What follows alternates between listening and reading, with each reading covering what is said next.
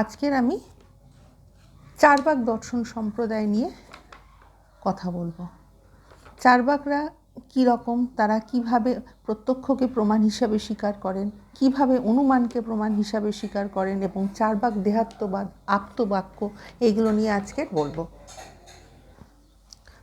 প্রথমে আমি আলোচনা করব প্রত্যক্ষকে চার্বাকেরা প্রমাণ বলে কিভাবে স্বীকার করে। চার্বাক দর্শন সম্বন্ধে বিভিন্ন দর্শন সংকলনগুলিতে প্রত্যক্ষ প্রমাণবাদী হিসাবে বর্ণনা করা হয়েছে। ষড়দর্শন সমুচ্চয় গ্রন্থে বলা হয়েছে, চার্বাকের জগতের আয়তন ইন্দ্রিয় গোচরতার মধ্যে সীমাবদ্ধ। ইন্দ্রিয়ের দ্বারা প্রত্যক্ষ বস্তুজ জ্ঞানই চার্বাক গোষ্ঠী প্রমাণ হিসাবে বিবেচনা করেন বলে অধিকাংশ দর্শনগুলো এই গ্রন্থগুলোর উল্লেখ করলেও জয়ন্ত ভট্টের ন্যায়মঞ্জরি গ্রন্থে অপর এক মতবাদকে চার্বাকের মতবাদ বলে উল্লেখ করেছেন। এই মতবাদ অনুসারে প্রমাণ এবং প্রমেয়ের সংখ্যা ও লক্ষণের অনৈক্য হল তত্ত্ব। তত্ত্বপল্লব সিংহ গ্রন্থে এই মতবাদের সমর্থন পাওয়া যায়।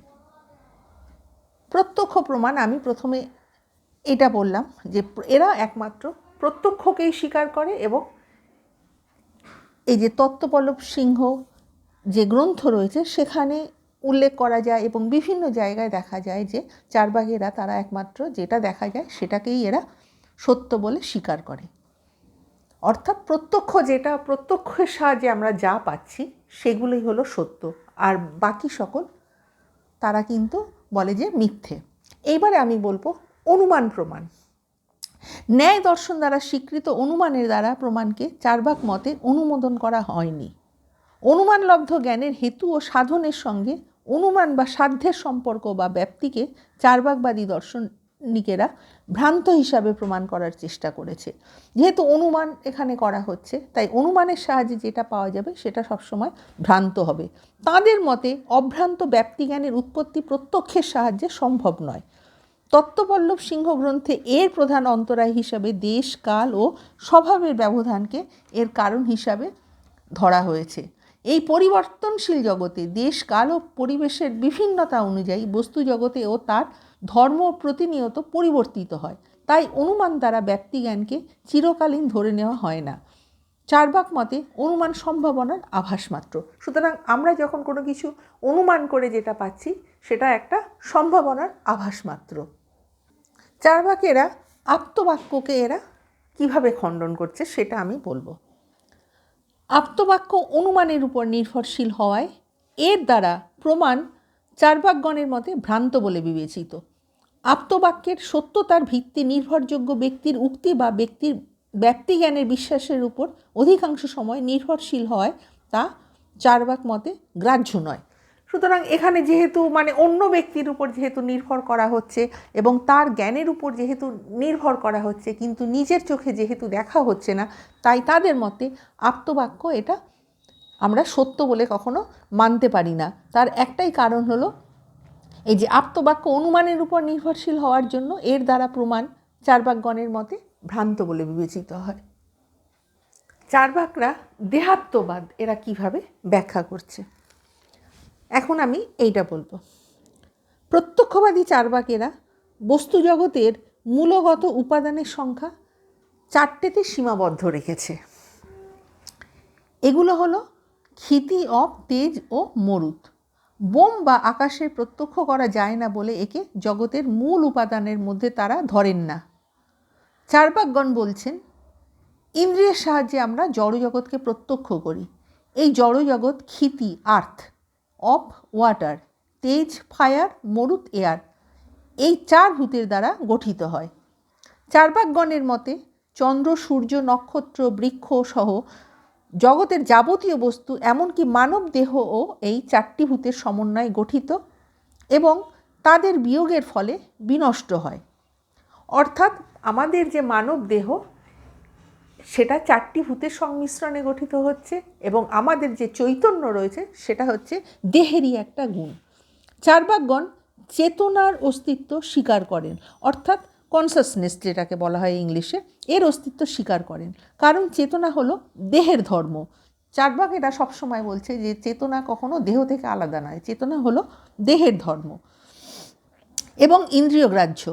এখন প্রশ্ন হলো ক্ষিতি, অপ, তেজ, মরুত এই চার ভূতের কোনোটিতে যখন চেতনা নেই, তখন এই চার ভূতের সংমিশ্রণে সৃষ্ট দেহে চেতনা আসবে কেমন করে? এটা একটা প্রশ্ন দেখা দিচ্ছে। যেহেতু ক্ষিতি অব তেজ, এদের মধ্যে তো কারোর মধ্যেই তো চেতনা নামক গুণটা নেই, তাহলে কি করে তাহলে এই চেতনাটা আসছে?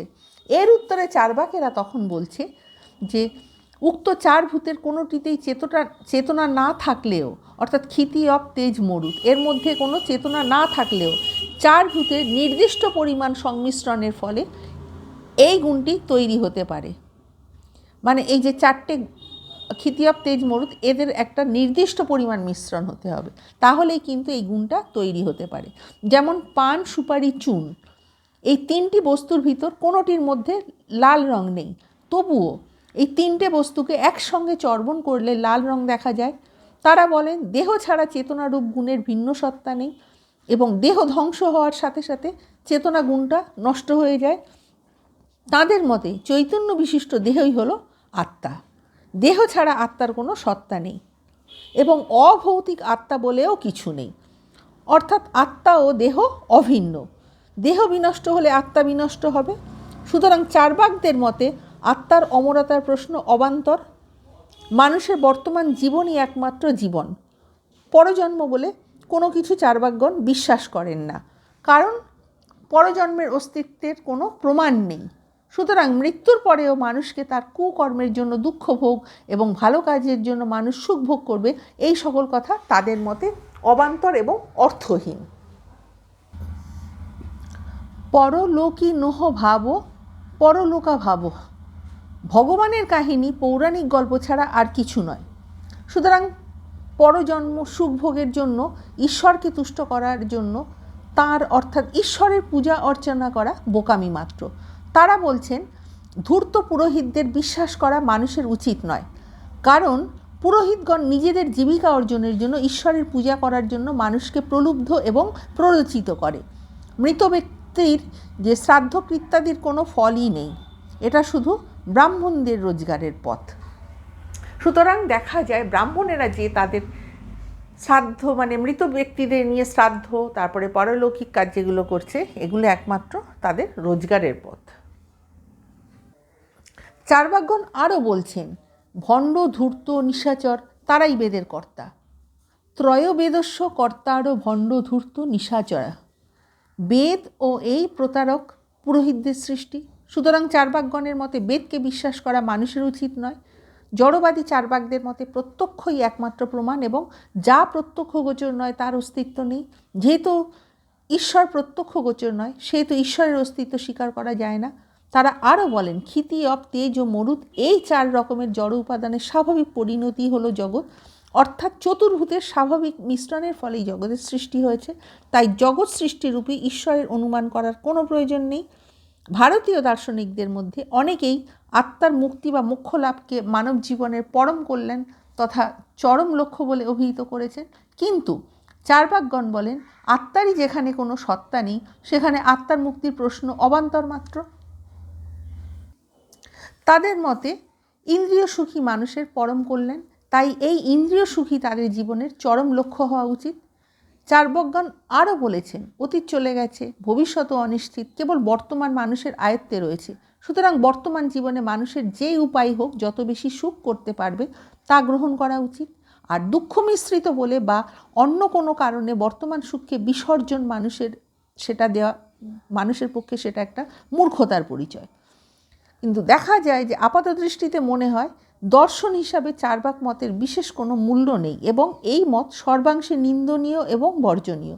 কিন্তু বাস্তবিক পক্ষে দেখা যাচ্ছে যে এই মত একেবারে মূল্যহীনও নয়, তেমনি আবার নিন্দনীয় নয়। চার্বাক দর্শন কুসংস্কার, অন্ধবিশ্বাস ও অর্থহীন প্রচলিত রীতিনীতির বিরুদ্ধে বিদ্রোহ ঘোষণা করেছে। মানে যারা ঠকায়, যারা মানুষের উপর অত্যাচার করে, কদর্য বিহেভিয়ার করে, তাদের বিরুদ্ধে এরা জেহাদ ঘোষণা করেছে। এই বিদ্রোহ ভারতবর্ষে নির্বিচার দর্শনের ভিত্তি